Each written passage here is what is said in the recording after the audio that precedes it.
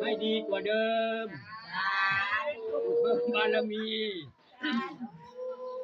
นั่นเห็นไหมเลขาก็มาทำถ่ายวิดีโอพอดีเลยโอ้งานนี้ไม่ใช่ธรรมดาแน่นี่สงสัยสั่งมามั้งเนี่ยสั่งมาเขาเอา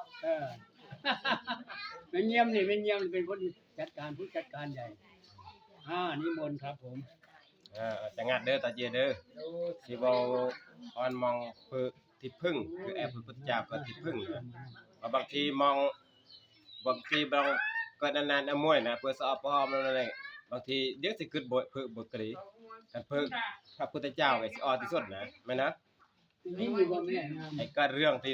นึงก็ได้เนี่ยสิเราจังซี่โอ้นี่ได้ต้องเนาะค่อยๆจังงัดแอเด้อแน่ๆต่อไปพระพุทธเจ้าเนี่ยอาตมาสิฝากออนมองเกียจะปะเกียเปิ้นึงเปิ้ออนแตดมัดนะเปิ้ออนแตดมัดก็ได้มัดร่างเสียเปิ้ก็ได้มัดร่างก็เสียออนเปิ้ออนชัดน่ะเสียจนไปไอ้แตดมัดนะก็ยีดมัดก็เสียเปิ้บื้อเลยในมองลองเสียเด้อเสียออนชัดแล้วก็อันไอ้แตดมัดมองเสียแล้วก็ลองก็ยีดเบี้ยไอ้เปิ้อนำให้ร่างมัดบ่ลองเสียมั้ยการเสียในการสมาธินะเกิดบุญนึงนะลองเสียเด้อเสียแล้วก็ยีดมัดมือราวแล้วก็ไอ้ตอนก็ยีดไอ้เสียเปิ้บ่น้องก็ได้เสียเพื่อต้องขึ้นแและลองพอแล้วเด้อแล้วก็เลี้ยงสิฝากดุงแล้วก็มองก็เสียดุแล้วก็เอาไอ้เต็ดมัดเลยงี้มันก็สิเปิ้หรือไม่ให้มิแล้วก็เอาไอ้เปิ้ตอนไม่ให้มิดิลืมเป่าเปิ้ก็อ้อแรงแม่นะนั่นเท่าบินจันทร์ซนติตะไปโอ้ยเปิ้ตั้งแต่วัวสมัยสนะเจ็ดเจ้าก็มาเนี่ยตอนนี้ต้องขึ้นเปิ้ลเดือนเลยเต็ดวนพร้อมเลยนะไม่เต็ดมัดยืดเลยเต็ดวนพร้อมเลยในอ้อแรงไปบุญเต็ดไปขึ้นเปิ้ลตอนหน้าก็บุญทันทีกันเลยจะฝากอ่อนมองบุญเปิ้ลบุญขึ้นเปิ้ลบุญจะปะกับบุญแต่ละอย่างบุญเสร็จเลยมองเป่าเปิ้ลกับบุญนั่นกันเนาะไม่นะเป่าเปิ้ลพุทธเจ้าเป่าเปิ้ลพุทธรูปแล้วแต่ว่าส่วนเรื่องกับพุทธรูปนะไก่บุญ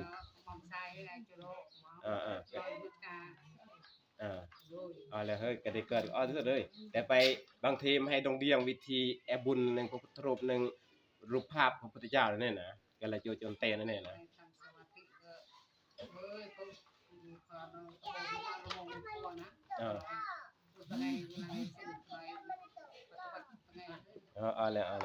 แต่งัดตาเจเด้อตาเจเกี่ยวกับเนี่ยคุณของพระพุทธเจ้าเนาะคุณพุทธเจ้าเนี่ยกลึงแรงเลยกลึงกับว่านั่นน่ะกลึงแรงนั่นน่ะกลึงกับว่าอเมนุมาให้แม่นน่ะคุณอเมนุมาให้เนี่ยก็ไปมาให้ก็ออที่สุดก็มาให้แม่นนะแต่ว่าคุณเอวนุกันบางทีเนาะออเฉพาะนกรหรือแซมไซหรือมูเนาะที่เนาโพสต์นี่แต่บางกล้วยเนาะก็ได้พร้อมน่ะก็ผู้ออนึงเลยบางทีแม่นนะแต่คุณของพระพุทธเจ้าเนาะออเสร็จได้แม้แต่ก็ได้สิจวลไรจวลจะปันเนาะนั่นน่ะก็ชื่อเลยเพิ่นเฮาเพิ่นอันนี้สะอาดก็ได้เลยนี่นะคุณพระเจ้าจึงกลึงก็ว่านั่นก็เรื่องเว้านะเพิ่นไปนะคุณเอวนุเนี่ยจะเขียนปราดเขียนจนเปียกก็ปราดสัตว์บนเซตบนเขียนก็คุณเอวนุก็ดองกัวได้ไอ้เขียนไปเซตไอ้ดองกัวต้องเขียนเตื้อไหนแต่เพิ่นก็บนเขียนแล้วแต่คุณพระเจ้าไอ้กลึงว่าปราดเตื้อไหนไอ้นอกปราดจีนอกลอกนอกสัตว์ได้แล้วก็เขียนก็มันเขียนมื้อนี้เขียนมื้อปนนี่ก็เขียนบนใต้ครบเลยอีกเพิ่นก็บนเขียนคุณพระพุทธเจ้าว่าดองกัวนี่ไปคุณพระเจ้ากลึงว่าเอวนุมาให้ก็เลยมาให้ต้องพระพุทธเจ้าสมมุติว่าไม่ให้จะปะโยงปลามิมันเนอะไปต้องจะปะพุทธเจ้าโยงพระพุทธพระธรรมพระสงฆ์คุณบิดามารดาครูบาอาจารย์นำก่อนอนุไปอนุแม่ให้เนี่ยโยงครูตัวเนี่ยแม่อนุมาให้ก็ตั้งครูก็ตั้งแม่ส่วนครูก็แต่แค่ครูมันนะในที่บทนั้นจะปะเอวนุโอจะปะปลามินะไปจะปะพระพุทธพระธรรมพระสงฆ์คุณบิดามารดาครูบาอาจารย์เนี่ยตรอยแต่ที่เรียงลำดับคือตามลำดับความสำคัญนะพุทธเจ้าสำคัญกว่าพระธรรมเพราะว่าก็แต่พระธรรมแต่พระพุทธเจ้าจะแนะนำจะอ่อนให้เดียงก็พระพุทธเจ้าก็พระธรรมเกิดกว่าแต่ป่วยผู้เดียวและประสงค์กับน้ำกอดจะตื่นโดยสั่งสอนออกว่าเอวนุ่มให้ตื่นประวัติสอนอ่อนบ่ปานใดออกปานใดซ้ำบุญสวรรค์บางทีเอวนุ่มให้สอนผู้บื้นบางทีประหารสอนเนื้อแล้วแต่ประสงค์ครูบาประสงค์เนี่ยเราสอนมื้อเสร็จเด้เนโนประมาณเนโนเอวนุ่มก็ต่อโจและครูบาอาจารย์แต่คนพุทธเจ้าเริ่มให้คันบุญจะปะบุญเปิ้ซื่อๆก็อ้อเลยเด้แ แม่นิทานที่เราจังงัดก็คือก่อนคะแนนมวยน่ะอีสิแลนะลูกกอนน่ะเพิ่นเคยฝึกพุทธเจ้าพอจิฝึกพุทธเจ้าปุ๊บโอ้น่ะพอหอมจิตเลื่อมใสแล้วนี่ก็แลกจิตซอกสวรรค์เลยนี่ค่อยๆเล่าตอนในก็เรื่องตอนเย็นนั่นแหละแค่จะย่อเนาะแล้วก็อันนี้เพื่อรูปพุทธเจ้าตอนตั้งแต่ก่อนไปก่อนคะแนนที่ฝึกนี่แล้วก็แลกจิตซอกสวรรค์ก่อนคะแนนที่คือบุญว่าตามเนาะแค่ฝึกพุทธเจ้าสิโอ้ยกวยปกติกิเลสไอ้เตยกันเนาะแม่นะมัดกับเตยกิริยาอาการปานใดส่วนปานใดมันก็เตยกันเนาะแล้วก็เรื่องมวยที่ในออนสวดก็คือพุทธเจ้าที่นปรินิพพานนั่นแหละที่แล้วน่ะสมัยนั้นเนาะมุมให้กับพุทธเจ้าเนาะปรินิพพานแล้วก็เหลือแต่รูปพระพุทธรูปหรือเจดีย์หรือกระโปหรือบรมสารีริกธาตุที่ให้จำปาคือตัวแทนของพุทธเจ้านึงเนี่ยไปมาให้จำปาอ่อนจิตเลื่อมใสในพุทธเจ้านปรินิพพานเหลือแต่รูปเหลือแต่พุทธรูปเหลือแต่เจดีย์เหลือแต่แล้วก็ไอ้ก็สิบุญมักนะป่วยที่จำปาพุทธเจ้าตอนนั้นก็ตั้งกลัวเนี่ยไปในเรื่องนี้นะนี่เนาะก็เดี๋ยวเรานิทานเลยเนาะนิทานที่ไปนังชีดนี่ฮะ ใครจำนิทานได้คนนั้น จำนิทาน แน่นอน กวยจำก็จำมาเลยกวยประจำมาเลย แล้วกัน ผู้ที่อยู่ข้างหน้าเนี่ยจำไม่ ต่อ ได้ ทีเด้อแล้วไปนิทานมวยกี้อีนางกี้ไอ้ประกอยมีมันน่ะตุกๆยากๆนะไอ้สมัยกี้พุทธเจ้าปรินิพพานเลยก็เจดีย์นะเจดีย์คนนี้เนี่ยโถเนานะก็กล้วยก็แอบเปียลบัวเปียลนอเจบูชาเจดีย์จิตปะเจดีย์มันเนี่ยก็พวงมาลัยแล้วแต่นะแต่อีนางเนี่ยก็นอนมานอนนะแล้วก็นางกันยะเจียนั่นน่ะว่าจิปตะเปียลอะโนงเปียลอะโนงก็เปียลติดโต้งไอ้น้องไอ้ประกอบคันเปียลนึงเปียกันไอ้ก็ไปนึงไอ้ก็กันที่พื้นมันนะเนี่ยเปียโตไอ้ก็แต่โตโต้งนึงแล้วก็นึงเปียอะไรแล้วก็ไอ้นางจิเบก็ไตรบ่หอมก็ซ้ำรันนางเบเอ้มื้อดาก็กึดเบโอยแต่เจบูชาเจดีย์เปียลถูกเปียลเนี่ยจิบูชาเนาะก็เปียลอะโนงก็บูชาบื้นเฮ้ยเนาะก็เลยตะเจียบูชาเจดีย์เนาะก็ยักษ์จิกนาเจดีย์มันน่ะสมมุติว่าเจดีย์คนว่าทางวัดนะแล้วก็ตะจิบืนปอนเปียลแล้วกันยักษ์จีแล้วว่าดอกตะเจดีย์ไอ้ก็โกกอนยอมมวยโกกอนยอมมันนะโกกอนยอมกี้ไอ้เจลไอ้นางแลเลยไอ้นางเลยพอโกกอนยอมเนี่ยไอ้หัวก้อนนะก็ได้ประมาณเรงไอ้ก็ยักษ์จีไอ้ที่ป่วยที่เจลมันนะอันเรงไอ้ก็เจลเนี่ยไอ้เจลไปไอ้หัวก้อนไหนเนาะประมาณนี้เนาะพอเจลแล้วปุ๊บ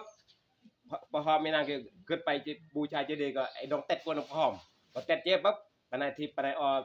ที่วิญญาบูชาเจดีย์ไอ้จิตในจิตกัดกุศลนะไอ้พอหอมไม่ก็บุญกัดกุศลนึงปานจีวปานออกปานซ้ำกึดจีวปานออกปานซ้ำนำมาไปกึดใส่บาตรไงนี่ก็แต่ตอนลูกล่าตอนนี้เสด็จก่อนมาขึ้นไปตอนลูกล่าสิว่าบุญไหนบุญเลยเด้ตอนว่าบุญเทินบุญออกบะบุญอองโดยอองหนักบุญตลอดเวลาเนี่ยบุญตลอดเวลาเด้บ่บุญวิดองเพราะแม่นบุญมวยเด้เรื่องบุญแรงตั้งแต่เริ่มกึดเริ่มสิบอยมล้อใส่มล้อกึดมันก็โอ้ยบุญเสร็จเลยฮะบุญกันแล้วกันดังหน่อยกันแล้วในนางในเจ็ดไอ้ส่วนกัดกุศลกัดบุญก็แลกเจียตอนกี่ก็สักสวรรค์เลยในนางเนี่ยไปนั่นก็แลกเจียสวรรค์จิเกิดบนพระอินทร์กว่ามองเดียงพระอินทร์ฮะพระอินทร์น่ะเดียงไง หน้าไปอินได้เรียนเที่ยวๆป่ะ เนี่ย ไอ้เมีย ก็ส่องนะเว้าจนนี่เฮ้ยแต่ที่จริงพระอินทร์กันไปก็เรื่องสีนั่นก็แล้วแต่สิแปลงร่างเนี่ยนะคือแล้วไปพระอินทร์เนี่ยกวนนึงชั้นสวรรค์ดาวดึงนะนั่นชั้นดาวดึงแต่นางเนี่ยก็แค่กึดไปเปียละน้องนี่จิบูชาเจดีย์ดอกตะเจดีย์ตะนะแค่กึดสิบูชาชื่อกันและจิหยวงก็สิก็นึงพระอินทร์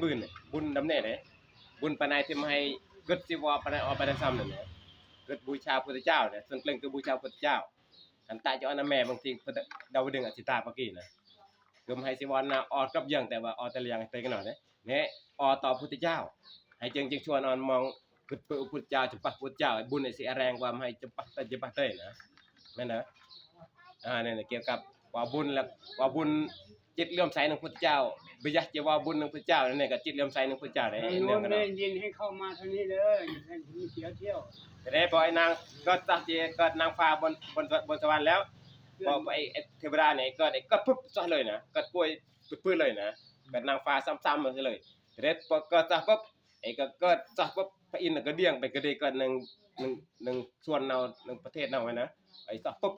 ก็เพิ่งเอ้ยคุยในแต่เจอทำไมเว้ยอินนักกีตอนรับไหมนะกีตอนรับก็มองบ่บุญน้อยโจเนาะวิมานมองดุงมองเนี่ยสวรรค์น่ะนะซ้ำมาแรงสีเหลืองเหลืองมากๆปกตินะไปเนาะคนบุญดินเอาแอร์เปียละโนงสีเหลืองเหมือนนะพอเปียละโนงนึงเราให้ไอ้เรื่องธรรมดาเหมือนนะพอไอ้สวรรค์เลยไอ้เรื่องทิพย์เหมือนนะไอ้ก็เรื่องกว่าเดิมซ้ำมาแรง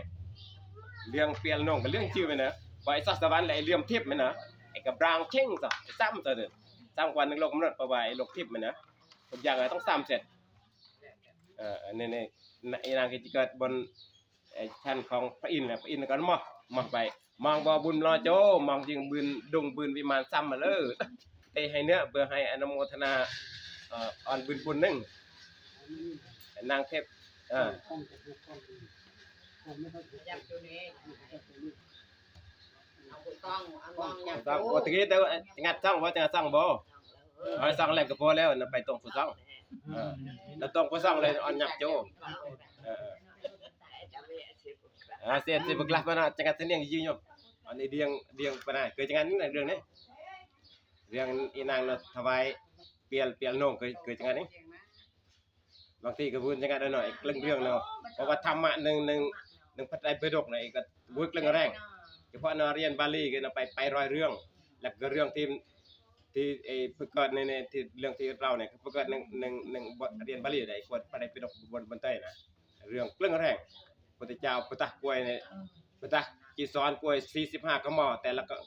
ะกมอมือตั้งไงดิกซ้อนเท่านั้นเนี่ยแต่ละซ้อนเนี่ยซ้อนตามกล้วยเดินท่านกลึ้งเรื่องก็กลึ้ง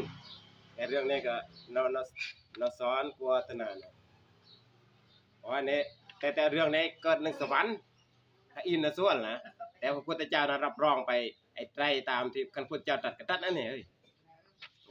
แล้วก็เรื่องไตรอันนี้นั่นน่ะก็พระโมคคัลลานะแล้วก็เว้านั่นก็เนาะเว้านึกพระอินทร์นั่นก็เนาะก็ได้ก็จิตเริ่มใส่ในพุทธเจ้าก็โอกาสสักสวรรค์เนี่ยจำก็แล้วดำเนินต่อเนาะแล้วพอพระอินทร์เนาะเพ้อแล้วก็นั่นก็มองบ่บุญเนาะโจก็ทำไมเนี่ยวิมานมองดุงมองนั้นซ้ำเหลืองมับนะนั่นก็บ่ยะอนุโมทนาตอนรับหนึ่งนะก็ยินดีเอากวยบ่บุญปั๊บก็ได้จีมอันพร้อมยินดีหนึ่งไอ้สิบุญหนึ่งน่ะบุญหนึ่งการอนุโมทนากวยบ่บุญบ่อ่อนน่ะเนาะอันนี้ประมาณนี้พระอินทร์ก็จิตตาอนุโมทนาก็จะเดียงมองบ่บุญเนาะโจนางก็ตอบว่าบ่บุญพึกลึงวิเบี้ยพึกลึงมันน่ะแค่เปียลนงนะประมาณนี้มันนะแล้วก็เลยพระบินก็บิเบี้ยก็เตโจอยู่นะสิบุญเดียงไปแล้วก็นี่น่ะนางเทพธิดาเนี่ยก็เตไปขน้อยเนี่ยก็ว่าบุญวิเบียคือกวยไตไอ้ตอนกี้ก็เจดีย์นึงนี่โถเนี่ยนึงโถนึงอำเภอนึงที่นั่นจีบื้นนะแล้วก็กวยไตเปียลบัวเปียลพวงมาลัยที่ซ้ำๆกันเฮ้ยแล้วก็เกิดแย่งเกิดรอเกิดของจากของเกิดกลึงอย่างนะอีนางนี่ก็ก็มีนะเนาะกวยไตบูชานึงเปียลบัวเปียลเดี๋ยวพวงมาลัยเรื่องแล้วแต่นางนี่พวกกำลังหนักเลยไงมวยก็จิบตะเปียลนงก็ซ้ำจันไตรพร้อมไตรพร้อมก็คึดbây giờ ai chỉบูชาเจดีย์พอเกิดไปอยากไอ้จีบูชาเจดีย์แล้วตะบืนปอนเปียลตะบืนปอนเปียลปุ๊บก็ตะจีแล้วก็เลิกแต่จะปะจบที่ไอ้จีบูชาเจดีย์ก็กันอยากเจียธรรมดาทำให้อยากจีวัดนะอยากเจียระวังกันนะก็ไตรโกเจลละป้ายที่แบบที่ตอนแรกนะว่าไตรเจลก็ซับเจลเกิดนางเทพธิดาบนดวงมองเฮ้ยไปในส่วนพระอินทร์มานะแล้วก็แล้วจะก็นางเทพธิดาหนึ่งดินแดนมองแดนสวรรค์ชั้นดาวดึงบนมองเฮ้ยนี่อีนางก็เลยส่วนต่อจะไปคันอีนางเทพธิดาเนี่ยคันอีนางเนี่ยบืนเปียลอนงยะจิตเจดีบืนเปียลอนงดะมอบถวายบูชาเจดีบืนจำปะเจดีเพื่อไตรโกเจลย่องบืนสำเร็จการจำปะการบูชาเจดีเนี่ยวิมานอีนางเนี่ยก็นั่นที่ซ้ำกันในกลึงวันนี้บางทีวิมานเนี่ยบางทีเกิดบริเวณนั้นหน่อยไหมบุญเบี้ยกับบริเวณในเบี้ยจะเอียดไหมนะมันบุญกลึงกับบางทีถวายบางทีก็เกิดบริวารกลัวจอยเกิดมู่กลึงอะไรบางทีแล้วแต่บุญในใจกันหน่อยนะบนกลัวอย่างเอียดถวายเกิดมู่เกิดบริวารเกิดมู่นั่นกลึงนะในนี้นะก็บุญน้ำเนี่ยก็ เลยคันบืนว่าบุญสำเร็จบืนจีจำปะเจดีบืนแอเปียลบัวเปียลอนงเจียมอบเจียดะถวายบูชาเจดีบืนจำปะเจดีอะไรเนี่ยบุญก็สิกลึงว่าเนี่ยก็วิมานก็ซ้ำกันเนี่ยสิบริเวณก็สิทวารกันเนี่ยทำเนี่ยเนาะพระอินทร์เราก็เลยชื่นชมอนุโมทนาแล้วก็นั่นไปสิบอกนั่นเลยอะโหพุทโธพระพุทธเจ้านะอัศจรรย์อะเลิศแค่ว่าบุญนำเนี่ยก็บุญอย่างขนาดเนี่ยทำไมพี่เบี้ย โอ้เทวดาเทวดามาแล้วสาธุ ขัน นี่แหละ ครับ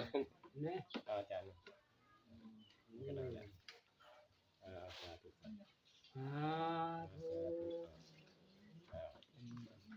ไปง่อยเนาะงานย่องเนาะใบไม้จะย่องกลายไทยกลายมัน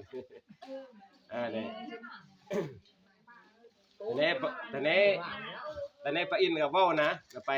โอ้อัศจรรย์นะเลิศพระพุทธเจ้าเนาะเอาหัวพุทโธพระพุทธเจ้านะอัศจรรย์นะเลิศแค่บทกึศสิว่าบุญดอง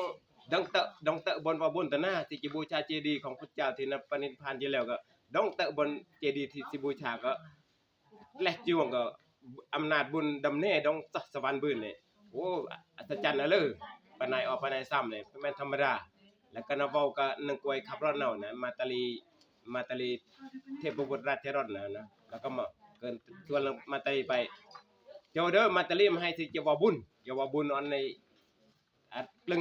ว่าอีนางนะบุญว่าเนี่ยเพราะว่ามาให้เกิดบุญเกิดฤทธิ์สามารถแปลงร่างจีว่าบุญจิตถวายบูชาเจดีย์ที่กวนโลกมนุษย์บุญ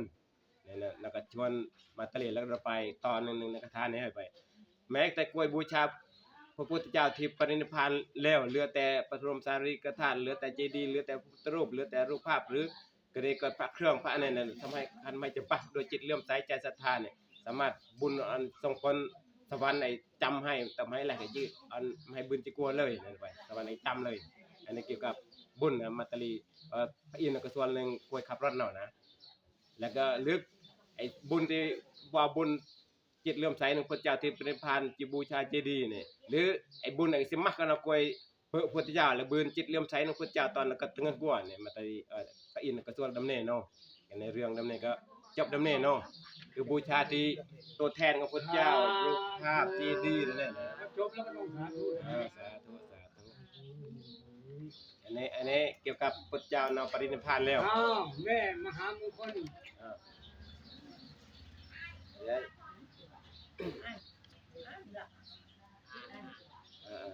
อันแรงๆอันนออันน้ำก้อน เดี๋ยวคอยอ่านนะจบมือเรื่องเดินเราไปอ่านเนาะ อีกเรื่องหนึ่งจ้า ใน อีกเรื่องหนึ่งตาเจเรื่องที่กล้วยเนาะพระพุทธเจ้าตอนกระตึงกัวเนาะในเรื่องที่เราสนอคือปฏิพันธ์แล้วเหลือแต่งห้างเหลือแต่ตัวแทนนะและตาเจไอเรื่องที่ตอนพระพุทธเจ้าแล้วก็ชีวิตกัวนะ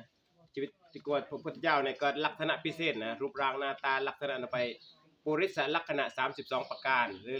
รือลักษณะแก่ๆตื่น108ประการโอ้แต่ละอย่างซ้ำแรงรูปร่างสมส่วนเนาะมุขมัดหน้าตาซ้ำป่วยเปื้อแม้แต่จมูกเนาะที่ว่าปวดเราไปยักเปื้อแต่พุทธเจ้าจำจมูกวินเกิดดุลละกล้วยบางกล้วยเนี่ยบวชเราไปยักเปื้อพุทธเจ้านี่เนี่ยไหนเกิดมื้อนี้ที่โลดรู้เลยแต่พุทธเจ้าจะโตเนี่ยในรูปร่างพุทธเจ้าเนี่ยซ้ำแรงก็ได้เปื้อก็โอ้ยมองในบืนจะปะจิตเลื่อมใสมองบุญเราเนาะเรื่องมวยคือก่อนคะแนนมวยนะจมูกมัตตกุลทลีนะมัตตกุลทลีคือก่อนคะแนนเกิดนะอันนี้ไอ้ใส่กระต้อนแล้วเห็นมั้ยติงฮะอันใส่กระต้อนอีกเนาะแม่นเพิ่นอันที่ใส่เจียนกระต้อนเนาะแม่นน่ะเจียนกระต้อนเนาะคือเจียนนั่นมัตตกุลทลีก็เจียนที่ใส่กระต้อนแบบเพื่อซ้ำมานอนแหละแค่ทองจะตำแล้วก็อันในมินก็เจ็ดแล้วก็งอยืดๆน่ะเดี๋ยวไปในเด็กชายต้มหัวเกลี้ยงน่ะไปนะเป็นนี่ติงอันนี้เจียนกระต้อนน่ะไอ้ก้อยซ้ำพออนุเนาก้อยเฮ็ดน่ะพอเพิ่นพออันจังบ่ซ้ำๆแล้วก็ตำเองตำแล้วก็ยึดแล้วก็บ่น่ะเจียนกระต้อนแล้วไปแล้วจมูกเด็กชายต้มหัวเกลี้ยงหรือนายต้มหัวเกลี้ยงในเรื่องก็ก่อนคะแนนในไอ้เกิดก่อนเศรษฐี ก่อนเศรษฐีก็มีเลยเศรษฐีนำไปจมูกเศรษฐีที่ไปเคยอ่อนขึ้นอ่อนนอกคดีอธินกะบุปกะเศรษฐีไปเฮ็ดอะไรอันนี้พอเศรษฐีเฮ็ดในก่อนกันเนี่ยก่อนเราก็เจ้าโจก็เราไปยะอ่อนก่อนจีเกลเลยก็ได้ตัวก่อนจีเกลแล้วหมู่ก็แอของจอนหมู่อาจารย์หนึ่งตัวไอ้เปลืองแล้วก็ก่อนแล้วประกันหมู่กัวจีมดูนกับประดุนแต่นี้พอก่อนเพื่อบืนลำแล้วก็ตอนนี้อายุดำหนาประมาณ14-15เริ่มตีแล้วพอตีอแมนเอาก็เดือนเราก็เตะอนุมองเดียงเด้อตอนนี้ก่อนตีแล้วมองต้องบอยกนารักษาเด้อแต่เนาะก่อนตีปุ๊บไปโรคความเรื่องนะก็โรคความเรื่องไอ้ก็น่ะเพศเนาะเพศเรื่องนี่เพื่อห้ามเพื่อก็เรื่องตอนนี้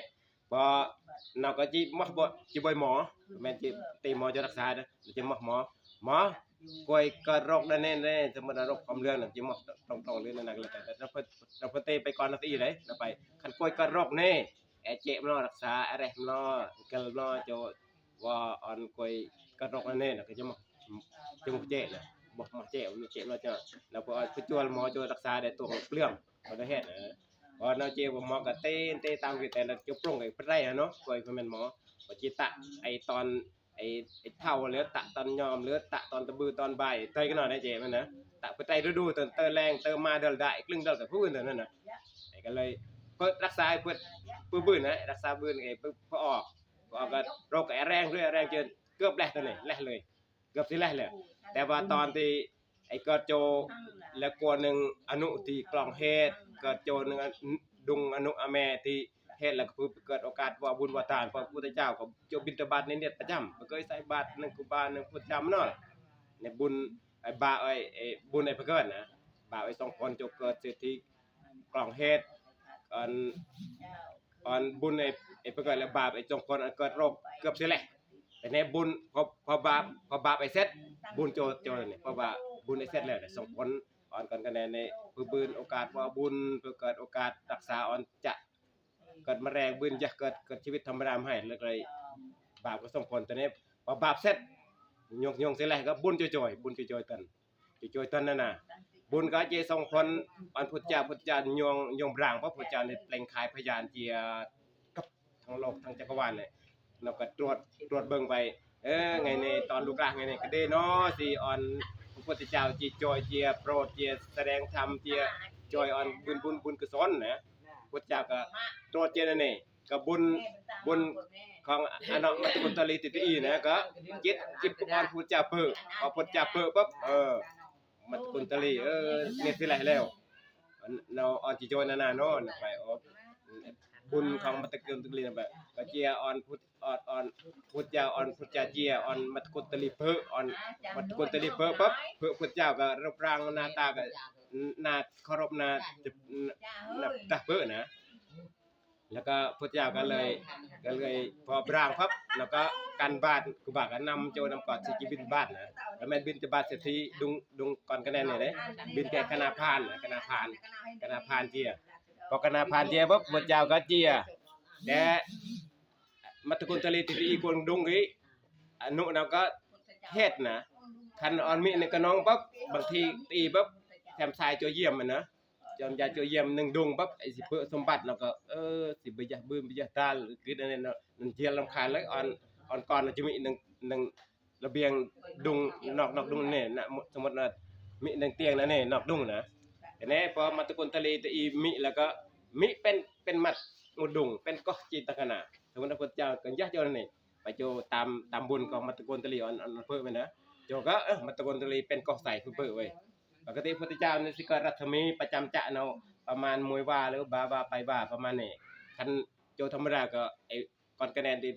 กวยเป็นมัดเป็นกอกใส่ก็เพียงเนาะจะโจไอ้ตะเวียไอ้บางทั้งตรอยก็เพียงในพุทธเจ้าเลยอธิษฐานไปอันรัฐมีเนี่ยไอ้จังแรงจังแล้วก็บางปุ๊บเสียงจีบางให้นะบางให้ปุ๊บไอ้บางก็จิกปะตะหมดนึงพาพนังดุงก็มัตตกุณตลีเปิไอ้ปนายบรางปั๊บซะจุปนายบรางเนาะก็เลยเป็นเปลนแหน่เนาะไว้ไอ้บ่ผู้บึมเนาะมันก็เปลนจะทั้งมัดทั้งปลาเสียทั้งบ่ในบรางนะอ้าวจิพระพุทธเจ้า ประทับจะยึงกว่าทั้งร้อยพระพุทธเจ้าก็ยึงแบบสง่าผ่าเผยนั่นน่ะรูปร่างแล้วเนาะจิตเมตตาเนาะก็โอ้ยไอ้เบิ่งแล้วก็มัตตกุลตลิเพิ่นก็อุ้ยเนาะเพิ่นก็นั่นปัดไตรพร้อมนะวิญญาจำปาเนาะไปวิญญาจำปาเด้อพระพุทธเจ้าเราเดียงเฮ้ยกวยนั่นแน่คือพระพุทธเจ้าวิญญาณนำนาคุบาแล้วก็รูปร่างหน้าตาก็ไอ้ไตรกวยไตรเสร็จราศีมันไอ้ซ้ำกับอย่างนะแล้วก็พุทธเจ้าสิตีว่ากวยไตรตรันไหนกวยไตรตีเพื่อมาพุทธเจ้ากวยไตรกุบาไตรนี่สิตาพุทธเจ้าเนี่ยตีว่ากวยไตรกลึงนะไปมวยสิตาพุทธเจ้าเนี่ยไปเจ้าซองเซนติเมตรบ่เนี่ยกลมให้อันเซนเมตรเซนเนี่ย7 เส้นเนี่ยพุทธเจ้า25 เส้นตัวไอ้ไตรซอกพุทธเจ้าเนี่ยก็มักกะนอตัวนี้ไอ้เกือบบาซอกพุทธเจ้าเนี่ยสิตีกว่ากวยไตรเด้อฮะอันกินเราวาดจำลองอันนี้พืชชื่อแต่อันเลิกของเราก็พืชก่อนแต่ไอ้พืชดำกี้แต่เราว่าอันไอ้กล้วยจีเบิงอันเสียเพื่อปีมัดนะที่ว่ากันแก่ก็ต่างกล้วยต่างเสียไข่มัดไข่มุกแล้วก็ว่าอันพืชว่าอันพืชเนี่ยแล้วว่าอันแล้วก็ความหมายเล็กเรื่องอย่างเฮ้ย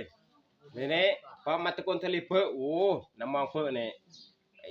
โว้ยรูปร่างไอ้กือเนาะแล้วก็พอหอมไตรพร้อมนะบ่อยากจำปา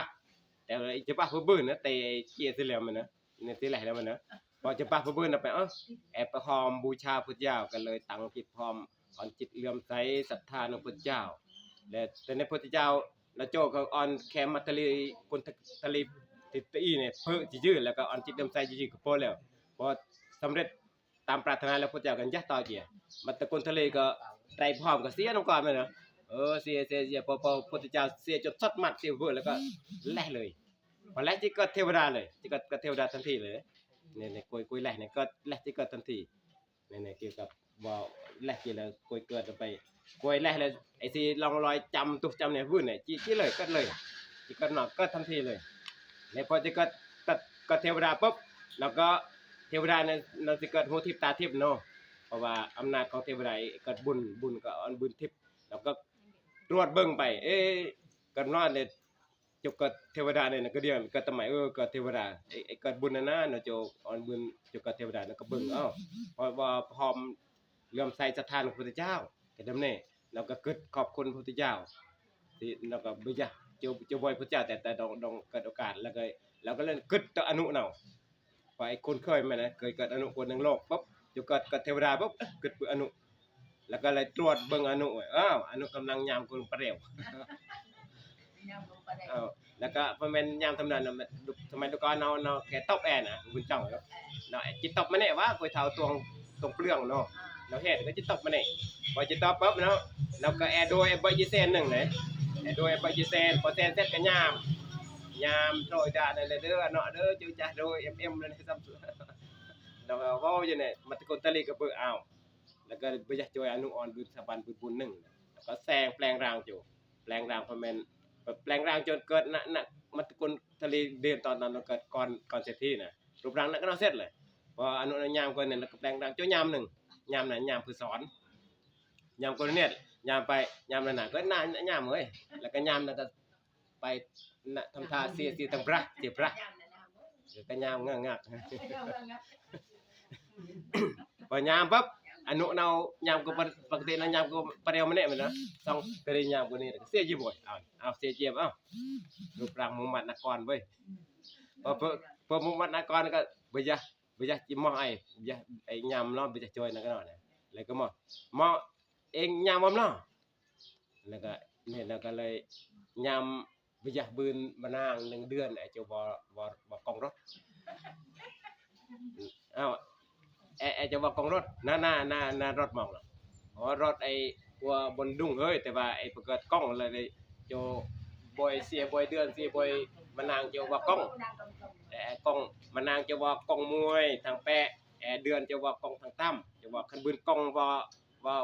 กล้องรถให้ในโอ้ยรถซ้ำแรงทางจิก็สิอ้าวไอ้ซ้ำเนาะเดือนเนาะมานางกับรางเช่งแล้วก็แล้วพระเทวนะเศรษฐีเราจังงั้นมองบ่สิมานั่งแซงจะบื้นสิเดือนแซงจะบื้นคุยโมงว่าคึดนาทีเป็นนี้ ไอ้เทวดาที่แกล้งเจ้าก็ก่อนนอนก็แล้วมองยามบ่อยก็ดีมองเศรษฐีนะเศรษฐีก็ไปยามแต่ก่อนกันนะก่อนแรกแล้วมองยามแล้วก็ก่อนที่แรกนี่ยามแล้วก่อนที่มองสักบื้นแล้วก็มองรับร้อยนะแล้วไปมองบื้นเนี่ยเอ้าให้นึงมองก็ได้มองกันเนาะให้เสียยามแอของที่เพิ่นกว่านึงปรางให้เสียเพิ่นกว่ามองก็เพิ่นไปน่ะแล้วมองยามแต่ก่อนเลยตั้งก่อนมองเพิ่นแล้วยามก่อนได้สิมองสักบื้นผู้บื้นน่ะไปแล้วก็พระอินทร์เทวดาที่แนวแกลงเจ้าเกิดก่อนแล้วก็นึงมองระวังมองนึงให้ก็ได้มองกันเนาะแต่ที่เราไปโอ้ยให้มองก่อนเนาะก็ออกว่าเพราะของสิเกิดอีกเพิ่นว่าแต่ให้ในก่อนแล้วสิเพิ่นมันก็ยามเหมือนแสดงว่าให้งงกว่ามองเด้อแต่เด้เศรษฐีนั่นก็มองกันก็ได้โจบิยะบืนมะนาวบิยะบืนเดือนนั่นนี่ก็ไอ้ก่อนที่แปลงร่างเจ้ากันไปก็เทวดาเทวดาโจมล่ะบางทีเสริมเรื่องอะไรเนาะก็เศรษฐีก็มาโจเทวดาแล้วแซงโจในบ่มล่ะแล้วแซงโจช่วยมองเฮ้ยช่วยมล่ะแล้วก็เลยแต่งเรื่องเพิ่มเติมให้เนาะทีนี้พอนำไปมาโจมล่ะก็โจยมองโจยเพื่ออันที่โจเนี่ยก็ให้เกิดก่อนมองนั่นนี่เพิ่มให้เนาะว่าเกิดก่อนมองเพราะว่าให้เกิดมัตตกุลตลีก่อนมองทีแรกในเฮ้ยนี่เอาเศรษฐีพอจังงั้นมัตตกุลแหละจะก็เทวดาก่อนมองนี่นะที่จริงไอ้มัตตกุลตลีก่อนให้ในไอ้บ่เคยว่าบุญมันนอแหละบ่เคยนำที่วัดบ่เคยอ่อนทานบ่เคยใส่บาตรบ่เคยจีวัดบ่เคยจังัดธรรมะบ่เคยปฏิบัติกรรมฐานมานอเลยไอ้สิบุญนั่นน่ะตอแม่นนะแล้วก็สงสัยมันนะมัตตกุลตลีก็เลยเนาะก็เลยอธิบายบ่อธิบายไปเด้ที่ให้แลกจะเกิดเทวดาบ่แม่นว่าน้องมองว่าบุญว่าตาแล้วเจอแลกจะเกิดเทวดาชื่อใดโยมที่แรกเนี่ยพุทธเจ้าจุโจจุโปรดปุ๊บก็พร้อมเลื่อมใสหนึ่งพระเจ้าพอเลื่อมใสปุ๊บบุญกุศลที่จิตเลื่อมใสนี่ก็แลกระหว่างที่เราเนี่ยไปใต้เหมือนกันนะพุทธเจ้าจุโจแล้วก็พุทธเจ้าก็วอนเพิ่งปุ๊บก็เพิ่งรูปร่างพุทธเจ้าโอ้ยสง่าซ้ำไม่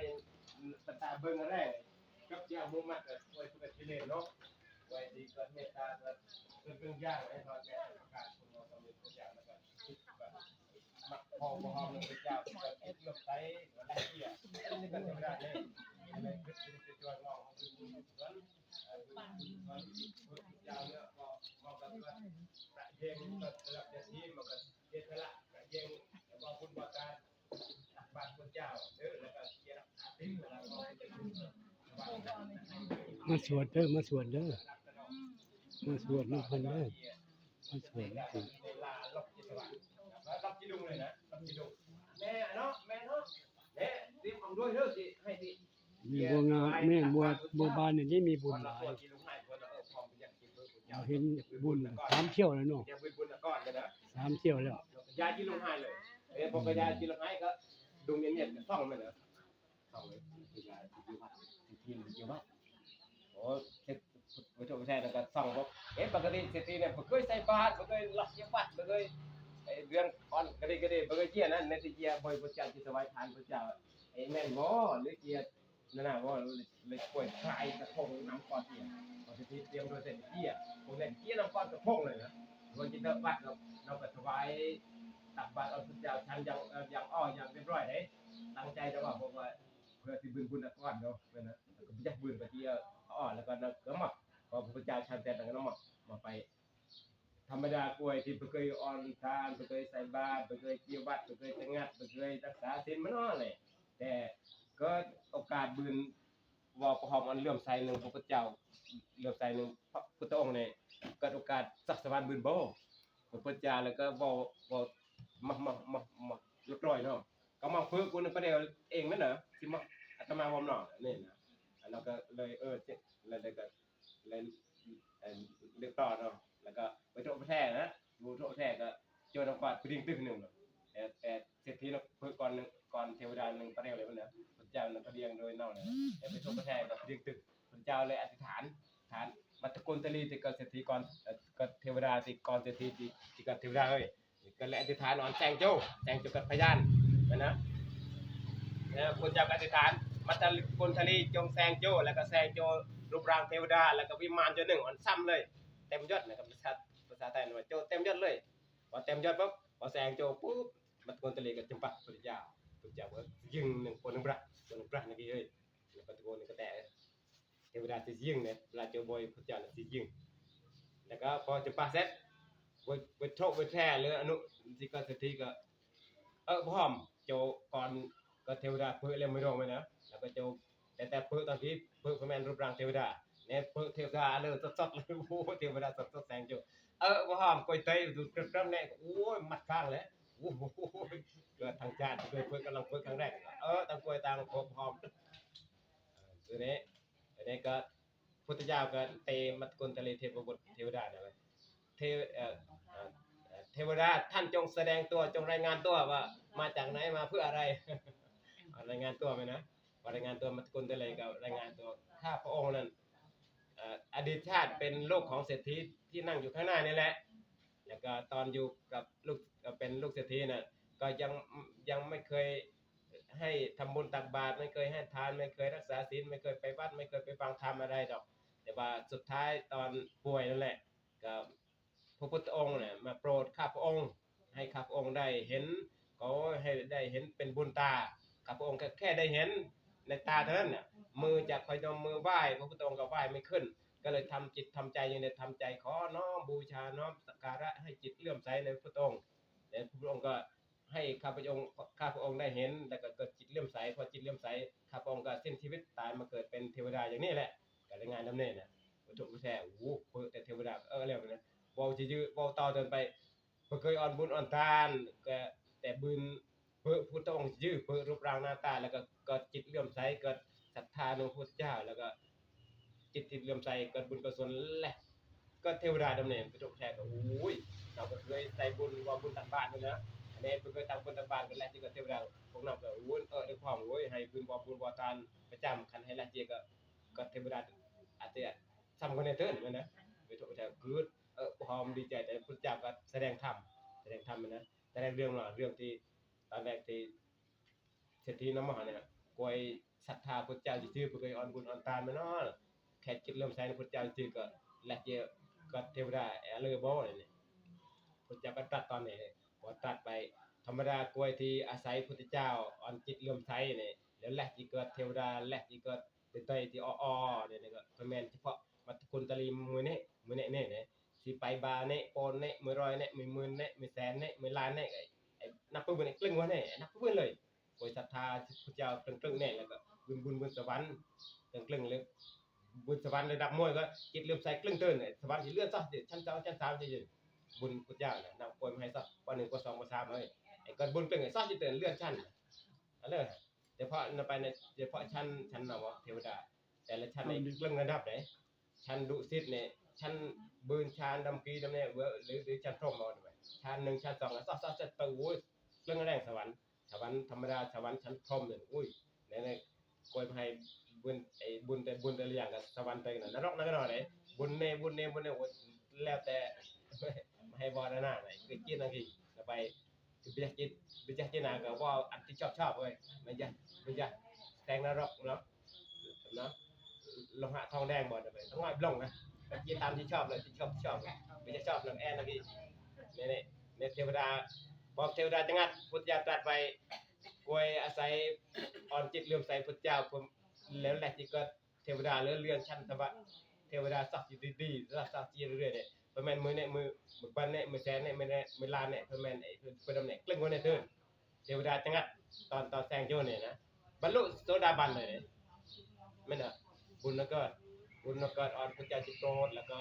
จิตเลื่อมใสและที่ก็เทวดาแล้วก็แซงตัวจังงัดทำกับพุทธเจ้าเดินแล้วก็บรรลุโสดาบันเนี่ยไปเกิดพระอริยสงฆ์ที่มาให้ไปบอกไปสุปฏิปันโนขอนอบน้อมแด่พระสงฆ์พระอริยเจ้าสงฆ์เนี่ยสงฆ์ที่บรรลุโสดาบันสักเย็นเนี่ยแม้เทวดาเราบรรลุโสดาบันก็ถือว่าเป็นพระสงฆ์มวยเนี่ยสงฆ์หนึ่งพระไตรนะพระไตรคือพุทธธรรมสงฆ์ในกฎบรรลุธรรมตั้งแต่โสดาบันเนี่ยให้จะปะเป็นพระสงฆ์เนี่ยแต่ครูบาธรรมดาต้องกับพระสงฆ์ตามลักษณะของ พระสงฆ์หนึ่งพระรัตนตรัยนะก็ทรงสมมติเป็นตัวแทนเป็นเรื่องอย่างแต่ดงก็จึงเป็นพระสงฆ์หนึ่งพระรัตนตรัยนะพระพุทธพระธรรมพระสงฆ์เนี่ยพระพุทธพระธรรมพระสงฆ์ตัวนี้แหละคือตั้งแต่กวยบรรลุโสดาบัน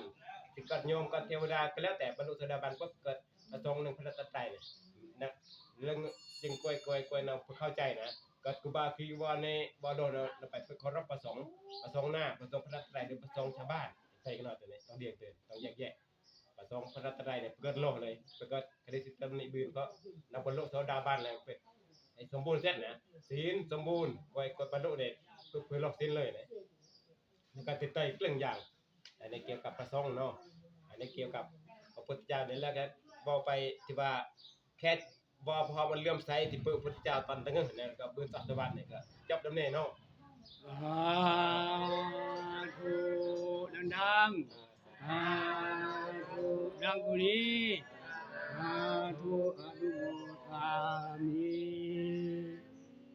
ทางกระดอกจังหวัดต้องบ่ต้องกันเอาเรื่องเด้อแล้วก็ตอนนี้ก็รูปเนี่ยพระพุทธรูปก็ได้เกิดพระที่เกิดรูปพระพุทธรูปแล้วก็จะปะอันไตรนะวิธีจะปะนั่นน่ะจะปะแล้วก็เสียอันไตรก็เสียไปในคือรูปพุทธเจ้าเนาะป่วยเกิดกิเลสเกิดปนัยเหาะปนัยโลภปนัยจีก็ได้เกิดนำมานอนแหละไม่ต้องจะปะป่วยที่ไปเดียงเหาะไปเดียงจีไปเดียงโลภก็ได้นะไม่นะไม่จำปะอันไตรเนาะนะ ไม่หลงไม่โกรธไม่ เรื่องย่างฮะคือจะปักไป ทุกอย่าง สละทุกอย่างเบี้ยก็เราออกว่าเอวนุมาให้มันจะปักเนาะโยสมมติเอวนุกลัวเนี่ยไม่ต้องจะปักพุทธเจ้าย่องพุทธรูปย่องแล้วก็จะปักแม่มันมีกระรูปมันนะแล้วเราไม่ตั้งรูปพุทธเจ้านั่นน่ะไม่นะต้องตั้งตีกว่ารูปอนุแม่ไม่น่ะอันนี้ไม่ให้ก็ต้องจะปักไม่ต้องจะปักตีอยู่นะจะปักอันไตรนะแล้วก็วิธีอันไตรมือย่างก็คือเวลาจะปักอาตมาเริ่มแนะนำอะไรเวลาจำปะยกถ้าเกิดพุทธรูปกับรูปภาพมันจะยกจำปะว่านั่นน่ะเสียอันชัดไปตอนนี้พระพุทธเจ้าเนี่ยรูปร่างรูปนั่นนี่การพระพุทธรูปกับพระพุทธรูปนั่นนี่เสียอันชัดแต่นั้นมันก็เลอะเตะขณะที่เลอะเตะมาให้กับพ่อมคนนึงนี่พอมาให้เลอะจำปะสักทีก็พ่อไม่ให้มัดหุ่นเสียปั๊บรูปร่างพุทธเจ้าก็ดองคนนึงมัดให้แล้วก็มาให้กราบแสงหนึ่งปืนก็พุทธเจ้าดองคนนึงพ่อไม่เดินจำปะอันตลอดเวลาตั้งแต่ให้เริ่มเลอะเตะพระพุทธเจ้ากลัวเฉพาะนาตลอดเลยแม่เนี่ยแต่พร้อมจินาเนี่ยจะปักเปิดไรจะปักประไรก็ต้องพระพุทธเจ้ากลัวตอนามให้ตลอดเวลาเลยแม่นเนอะเหมือนเนอะจะปักแม่แต่พร้อมจินาประเดี๋ยวจะปักเปิดไรแล้วเนี่ยนั่นปันกันแน่นั่นปันกันแน่จะปักอเมริกาวันเนอะไอ้จะปักแต่สตางค์มาหรือจะไปไปอเมริกาก็ปนายเพื่อออนสตางค์เราจะเปิดเราเกิดบูดขึ้นหรือบางทีมันนะแต่คนก็จะป่าเนี่ยกันจะป่าเพราะไอ้ที่ไรอาแม่สิไอ้ก็จะป่ากับพุทธเจ้านะแล้วก็ไอ้จะป่าในแนวอันไรแล้วก็จะป่าเรื่อยๆนั่นนะเติมที่เปิดในส่วนของเราเกี่ยวกับพุทธเจ้าในเวลาจะป่าเนาะอันควรต้องมัดตลอดเวลาเลยตั้งแต่ให้เริ่มเพ้อว่าจิตมันก็เลื่อมใสแหละเลอะในสักแล้วด้วยความเลื่อมใสบาดเนาให้จะปะเน่าเอาบอลหนึ่งต่อน้ำให้ตลอดแล้วก็มันจะปะแซงแต่เพื่อนก็เน่ากับดองกลัวเลยแม่จะปะแล้วเพ้อแต่พระพุทธรูปได้จิตตอนจะปะกินหนาความจิตแท้จิตไทยพูดไงเป็นไร ไหว้พระพุทธเจ้าต้องตั้งมั่นที่พระพุทธเจ้า ต้องมั่นนั่นเองแล้วตอนแรกจะให้จิกราบประสงค์คือต้องรูปพระพุทธเจ้าก็ต้องพูดตอนนั้นเลยนะให้ต้องเรียงไปกราบพระธรรมก็คือพระพุทธเจ้านี่แหละที่ให้กำลังเลือดเตะต่อไปเนี่ยแต่ว่าไหว้คุณธรรมความดีคำที่เราสอนออนมาให้บืนกันบืนเอวนุบืนดุกุบาต่างๆเราจะสอนออนให้บืนจังหัดบืนเดียงตุกเดียงในกสินสมาธิปัญญาบืนเรื่องยากก็พุทธองค์ที่ให้เลือดเตะจะปะที่จะบัพพระธรรมเนี่ยคือพระธรรมที่พระเจ้าแสดงโดอันมาให้บืนกุศลแล้วก็กราบว่ามุมัดพระเจ้ากับตัวแทนของพระธรรมบืนกราบพระสงฆ์นั่นเราไม่ก็ลึกถึงไปตอนนี้ที่จะพระสงฆ์ที่พระเจ้าสอนแล้วก็พระสงฆ์ก็สำเร็จประโยชน์บุญกุศลบรรลุธรรมประกาศกิเลสตามพุทธเจ้าแล้วเพราะว่าพระสงฆ์คือผู้ที่ประกาศกิเลสตั้งแต่โสดาบันเกี่ยวนะไม่กราบพระสงฆ์ที่ประกาศกิเลสที่พุทธเจ้าสอนอันปฏิบัติปนัยเอาปนัยสัมแล้วพระสงฆ์ปฏิบัติบุญแล้วมันก็จะปักคุณธรรมแต่ว่าเนื่องในพุทธเจ้าพระพุทธเจ้าสอนอันป่วยบรรลุธรรมเกิดพระสงฆ์เลยมันก็จะปักพุทธเจ้าหนึ่งพระสงฆ์หนึ่งก็นอนเนี่ยปักครั้งที่3พุทธเจ้าพระสงฆ์เลย แต่บางทีก็บางคนก็เพิ่มนะตอนจะปะแต่พุทธเจ้าก็พุทโธเมนะโถพุทธเจ้าก็บ่ได้นะเดี๋ยวมันก็ควรพุทธเจ้าตลอดแต่ก็ส่วนเรื่องไปพุทโธเมนะโถพุทธเจ้าเป็นที่พึ่งของข้าพเจ้าอันนี้ก็บื้นตอนจะปะครั้งที่2ก็ธัมโมเมนะโถก็บื้นอันนี้ค่อยๆก็เพิ่มบื้นนะแต่พอไม่ตัดก็บื้นอ่อนแล้วเฮ้ยก็เติมไปพุทโธเมนะโถธัมโมเมนะโถสังโฆเมนะโถก็บื้นอันนี้เกี่ยวกับจะปะอันใต้นะอันไม่จะปะตาในมักสิบื้นบุญกว่าเด้อเลยอันก็จะปะบ่เดียงก็จะปะคนใดก็บุญเบี้ยเลยอันมองเดียงปั๊บบุญก็สิเพิ่มซะนั่นมาให้เบิ่นเขียนไอ้ซ้ำกับคะแนนก็เบิ่นออกว่าเขียนมันอยู่มันนี่ครูอ่านแล้วก็เอ้ยคะแนนพิศวาสบ่เกิดพอนะสมมุติไอ้ลงรถไดแล้วก็เขียนภาษาคะแนนพิศวาสบ่เกิดแล้วก็อ่อนไอ้ลงครึ่งๆให้แต่ไม่เขียนซ้ำลงเบี้ยก็น้อยไอ้บางทีเขียนพลาดคะแนนเนี่ยว่าให้เขียนซ้ำนี่อันจิตมาให้ละเอียดจังปะอันใจพุทธเจ้ากับบุญกุศลก็กลึงซะให้แทนที่บืนมวยไอ้บืน200นำให้บ่ออกไปในทำมือดงเนี่ยไอ้500เท่าได้บุญนำมือสตางค์ออนสตางค์มือตัวเนี่ยบุญที่จัดไปเนี่ยจัดไปเนี่ยทำไมที่บืนเนี่ยบืน200เนี่ยจะไป500เท่า ธุ นั่นมันเคยจะงัดบ่มาให้รักโมมาให้ประเจนรอประเจนมือย่างเนี่ยมาให้ต้องจีรับใช้กรรม500ชาติแม่นบ่มาให้ว่าบุญไม่ดอกเนี่ยมาสิบืนบุญ500เท่าเลยให้อะเลอฮะนำให้จะปะซ้ำเลยมาให้บุญ500คะแนนนะนั่นนี่จะปะไตรบืนคะแนนตึงเนี่ยจะปะไตรก็บืนคะแนนบาไปเมื่อกี้แม่นบ่ไอ้เต้นั่นควรจะปะไตรบืนตั้ง500แม่นบ่ไอ้เต้นั่นก็ใครเบี้ยงว่าคุณพุทธเจ้าพระธรรมพระสงฆ์เนี่ยจะปะไตรก็บืน500เต็มคะแนนเต็มอุ้ยปฏิบัติชอบปฏิบัติไตรปฏิบัติชอบไอ้พวกนั้นน่ะเนี่ยเต้แอเดืองแล้วจนเต้คืออันมองเบี้ยงคือซอกเลยบางทีมองผู้เดียวจะปะไตรนะจะปะแล้วบืนคะแนนน้ำหน้านะมองเดียวไปคะแนนเนี่ยมันจะปะอันไตรจะปะแล้วตอนจะปะพุทธเจ้าก็จะปะไปในเลือเตเจบอยพุทธเจ้าก็เอาไม้ก้นพุทธเจ้าก็จะปะแซงก็พุทธเจ้ากลัวนะพวกเขาไม่ตลอดปะแซงก็พุทธเจ้าตลอดนี่จะปะพุทธเจ้าตลอดจะปะครั้ง2ปะธรรมก็พุทธเจ้าเนี่ยสอนอันบุญศีลสมาธิก็ปัญญากันมาแล้วก็สอนอันเอวนุมาให้บุญกุศลบุญจีวรปัดบ่บาของพุทธเจ้านี่เฮ้ยก็จะปะครั้ง2ปะธรรมปะท้องก็คือกล้วยที่ปฏิบัติตามพุทธเจ้าบุญแล้วดูจะปะพุทธเจ้าก็แทนในเด้อไปดอกมั้ยนะไปดอกเนี่ยจะปะได้บางสิบุญคะแนนเต็ม500เลยกันจะปะได้แต่ว่าพุทธได้คะแนนก็เบี้ยแซงตามระดับจะปะน้ำแมวแปะเนี่ยก็บางทีเบิ่นมวยแปะมวยก็เบิ่นคะแนนมวยเบิ่นไปเบิ่นซอกน้องพี่ตามเบิ่นซอกก็เบิ่นปลาไปเบิ่นคะแนนแต่ที่เบิ่น สอนลูกสอนหลานเด้อ คันจะปะไปดองใต้ได้เบิ่น 1,500 มั้ยเด้อบางทีไว้เบิ่น2คะแนน 1,500 ได้ปัดอยู่ตึ๊บอันนี้เกี่ยวกับสิปะอันใต้เนาะไอ้เดินบ่ก็เดินมวยกี้เนาเนปานในจะมาปานในสวดคือกล่าวคำน้อมพุทธเจ้านะโมตัสสะภะคะวะโตขอน้อมแด่พระผู้มีพระภาคเจ้าพระองค์นั้นซึ่งเป็นผู้ไกลจากกิเลสตรัสรู้ชอบได้โดยพระองค์เองแต่ในทานนี้บ่ต้องโปนถึงนั่นแหละนะโมพุทธัสสะขอน้อมแด่พระพุทธเจ้าซื่อแต่เราผู้เว้นอ้างไปพุทธเจ้าเวตรัสรู้ด้วยพระองค์เองโดยชอบแล้วก็เป็นพระอรหันต์ไกลจากกิเลสนะผู้เว้นส่วนรึงแต่ทำให้สวดนะโมตัสสะเองรึงเนี่ยขอน้อมแด่พระผู้มีพระภาคเจ้าพระองค์นั้นซึ่งเป็นผู้ไกลจากกิเลสตรัสรู้ชอบได้โดยพระองค์เองแต่ก่อนก็ในส่วนแก้ๆได้นะโมพุทธัสสะขอน้อมแด่พระพุทธเจ้าน้อมแต่พระพุทธเจ้าบางทีพระเจ้าหน้าบ่เรื่องพระเจ้าแต่พระเจ้าต้องไปผู้ไกลจากกิเลสเป็นผู้ตรัสรู้ชอบได้โดยพระองค์เองพระองค์นี้แหละองค์นี้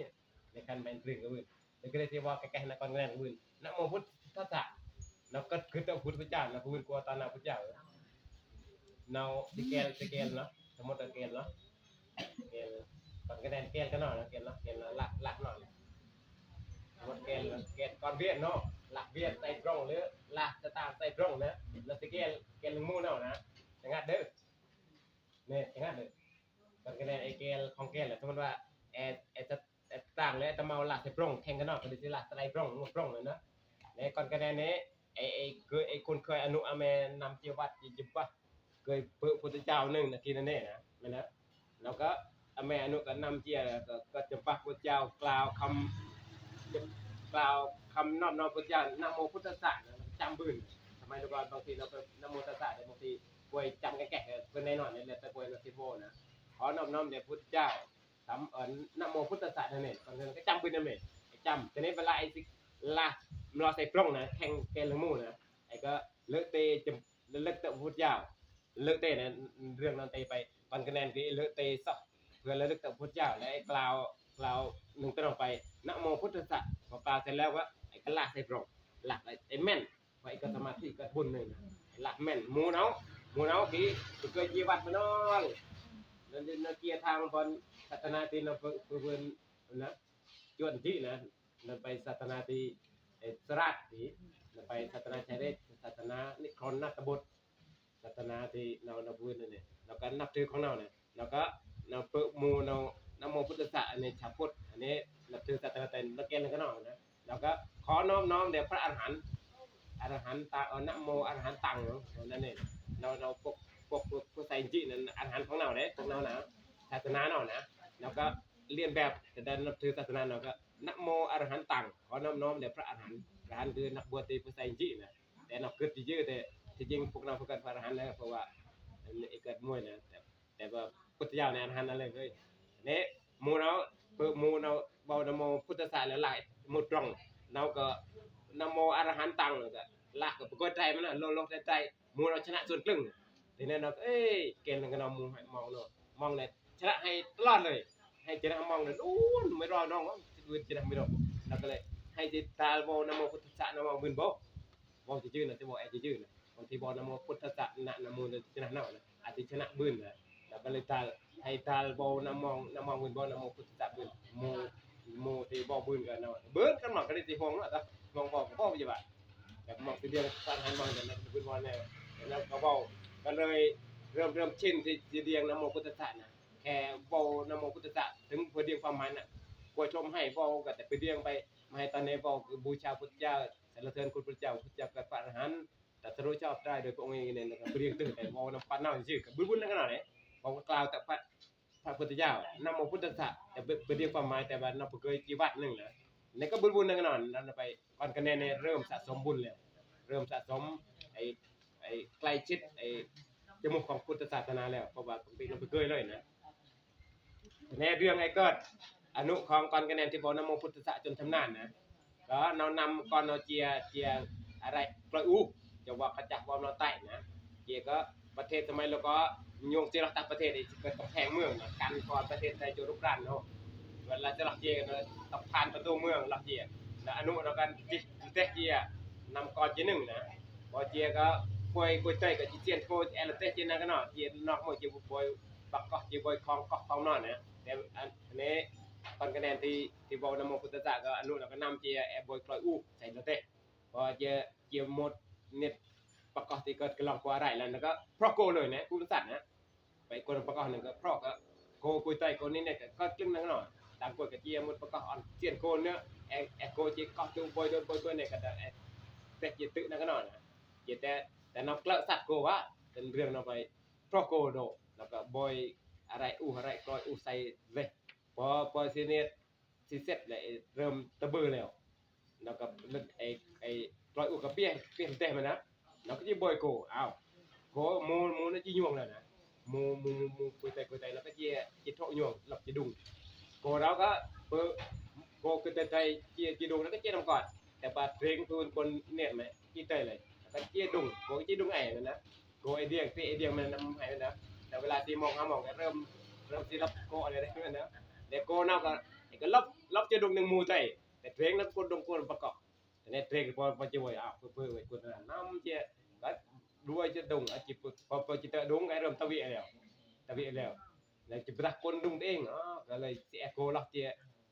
าบอยตัวเองหนึ่งประกอบนะประตูเหมือนกันเติร์เลยแต่ตอนก็รับจีบอยก่อนcái nóก็อ่อนมีคนกระดบระเทนะจำแล้วก็ได้จีบอยโกนะแล้วก็จีบตะโกนนุ่งเดียวดุงเดียวที่รับเจ้าประตูเมืองกันเติร์แล้วทีนี้ผมก็ตะเวียทีนี้มันนะตะเวียก็เราติดตาอ่อนเปิดประตูพื้นไหนเพราะว่าคันเปิดตอนเริ่ม6 โมงเริ่มตะบือตะเวียดันตวงคาสึกต่างประเทศจะรุกรานเลยนักเรียนจะบุกเลยแล้วก็อ่อนเปิดปล้องเลยเลยล็อกจิตตาเมืองบื้นก่อนก็กลัวนึงปลาเร็วกลัวนอกเมืองนะทีนี้เราไปในประกอบสมัยแล้วก็ปัตตะเวียเนี่ยก็ยักบอยจ่าตุกจ่าเนี่ยมันนะบางทีมันก็กัดที่ดิบเดี๋ยวจ่าตุกจ่าเนี่ยในก่อนในเรื่องนั้นไปก็ยักไอ้ก็บอยจ่ามันนะไอ้บอยจ่าก็ยักเราไปก็ไอ้โจเปิดก่อนไงบาต้นเนาะ บ่อยแม่นพยายามเนาะบากล่ำกันเนาะnhạc bạc làm cái nhạc muối có nhạc on nè nhạc có samadhi nhạc muối có coi có samadhiมันนะกันยักเจ้านึงเรากัดหมู่กันเนาะบ่จอก็บ่ตะปันคะแนนมิกระดอกเต็มนะnhากที่ไปก้อยออมนะก็เพิ่นก็เด็กคนนี้เป็นอาหารพวกเราเว้ยพ่อนะพ่อแม่แต่nhากที่ไปก็สมาธิแล้วไปเฮ้ยอย่าเจียอย่าจิจานเอาดึกหน้าว่าคิดหน้าว่าคิดอ้อตัวโยงนะต้องเบิ่งอ่อนนะแต่nhากที่ไปก้อยออมนะแล้วก็เฮ้ยต้องก็อาหารหมู่ให้แล้วก็มูดจิเลยนะมูดจิกอบยึงตะกำลังกอบยึงแล้วบ่กอบยึงตอนกันก็ไอ้มิละแงกว่ามันนะไอ้ก็ใส่มันนะกันไอ้ก็บ่นะโมพุทธัสสะบ่นะโมพุทธัสสะนี่ยักตะเตเลยมักกะนะช็อตเลยโอ้ยว่าหมู่น่ะเพิ่นเอายักหมู่ตัวเองใครนอนเนาะแล้วก็ด้วยตัวก็ตวงเข้าว่านะโมพุทธัสสะเพราะว่าพระพุทธเจ้าเนี่ยก็ได้ส่องก็กูต้องเคารพต้องตวงที่ลำตำกลายลูกศิษย์สาวกของพุทธเจ้าบุญหัดกล่าวนะโมปั๊บพวกนี่พวกเทวดาพวกขโมยพวกตีพวกออกตวงแต่บางเรื่องน่ะไปมักกะนะพุทธะปั่นใส่ยักษ์ที่กอบเฮ้ยโอ้แล้วก็เคล็ดลับหมู่แล้วแน่ๆเตะแล้วมองบ่ลงแล้วมองต้องชดเชยว่าบุญชดเชยแต่นี้แล้วก็บ่ยักษ์อ่อนไปมองต้องว่าบุญชดเชยบ่ลงแล้วบ่ปไตรแล้วยักษ์ที่ไปไตรนะอุชัดไตรส่องไปนะโมพุทธัสสะที่ก่อนแม่นไอ้เนาะเนาไปอย่างเนาะไอ้จะใส่แล้วก็บ่นะโมพุทธัสสะแล้วก็เลยยักษ์ที่แล้วก็เจียในเมืองเจียนาเจียในวังเลยจังเจียบนวังเสด็จนะเจียถ้าทองคำเขาเสด็จที่เราใส่สำหรับโดยออนเสด็จสบายตอนตั้งไงตอนลูกหลานเดินนะตอนที่เสด็จนะแล้วก็เจีย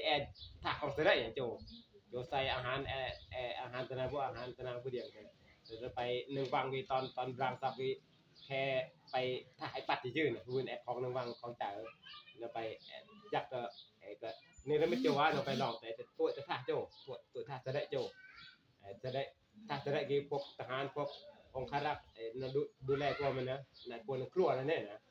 ปัดเนี่ยผมยักตัวโจตัวจะเนี่ยกลัมมาบริเวณแต่จริงนั้นมวยท่าเลยอันนี้พอโจตัวท่าเจอแล้วออนไอ้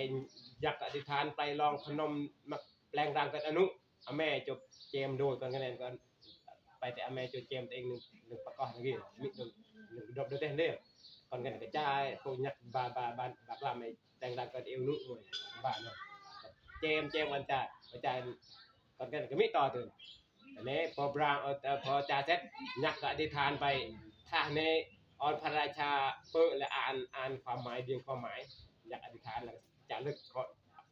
ตัวเลขโดดนะออนพระราชาอ่านบืนเรียงความหมายนาทีจะเลิกไป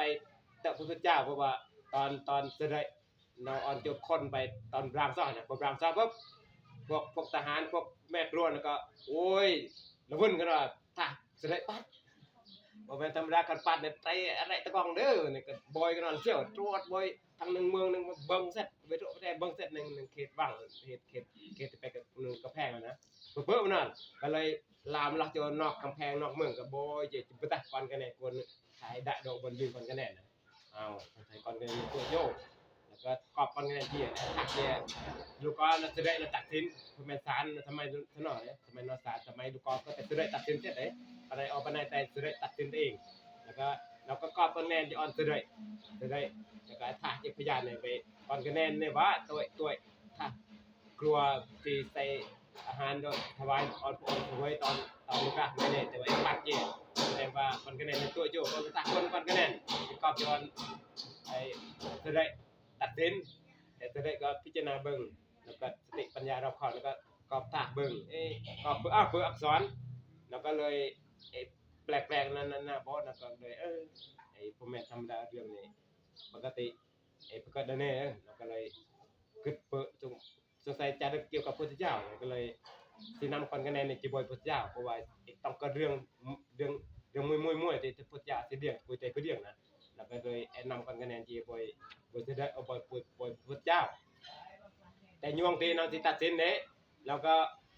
สืบทราบไปคนคะแนนเนี่ยก็อนุอุตกิจเนี่ยแล้วก็จะนำอนุโจรหรือบางเรื่องบางบนอธิบายไปอนุแล้วก็เรียงไปเส จะได้พวกทหารคนบอยทาบอยมาหน่อยก็เราก็รถไปแล้วก็ส่องข่าวไปงานขอบก่อนเองเจียบอยมือวังแล้วก็นำจีวังเลยนะนำจีวังก็จีพุทธะก่อนเองก็นั่งใจตัดสินเลยแล้วก็จะได้แล้วก็เดียงอยู่ไปไอ้เรื่องนี้แปลกๆก็ไม่ธรรมดาเราสิตัดสินเองเป็นผู้บื่นผู้ใดเราต้องนำจีบอยพุทธเจ้าพระพุทธเจ้าเดียวเดียวพัทธะถ้าจะเลิกดอกนึงติดยักอธิษฐานเขียนอักษรตัวนึงข้างเฮ้ยแล้วก็นำปันคะแนนจีบอยพุทธเจ้าอนุเราก็นำจีหนึ่งเนี่ยอนุเราก็นำจีหนึ่ง